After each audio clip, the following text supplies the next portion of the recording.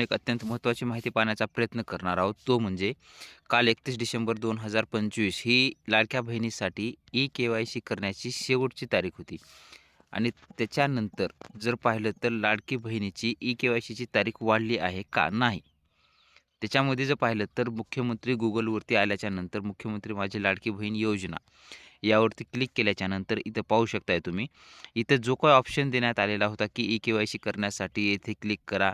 31 डिसेंबर 2025 ही शेवटची एकच संधी देण्यात आलेली आहे, असं सांगण्यात आलेलं आहे. इथं जे काही ऑप्शन होता, तो ऑप्शन आता इथून काढून टाकलेला आहे. म्हणजेच लाडक्या बहिणीसाठी सध्या तरी मुदतवाढ देण्यात आलेली नाही आहे. कालच तारीख संपलेली आहे आणि जरी लाडक्या बहिणींसाठी मुदत द्यायची ठरलीच, तर आज गुरुवार दिनांक 1 जानेवारी 2026 रोजी यावरती काहीतरी निर्णय होऊन इथं परत ऑप्शन तो येईल. अन्यथा लाडक्या बहिणीला जर मुदतवाढ द्यायची नसेल, तर तो ऑप्शन इथं येणार नाही. परंतु माझ्या माहितीस्तव तुम्हाला सांगतो मी, की मुख्यमंत्री माझी लाडकी बहीण या योजनेच्या 60 लाखच्या जवळ महिला या ई-के-वाय-सी करण्यापासून आणखीही वंचित आहेत.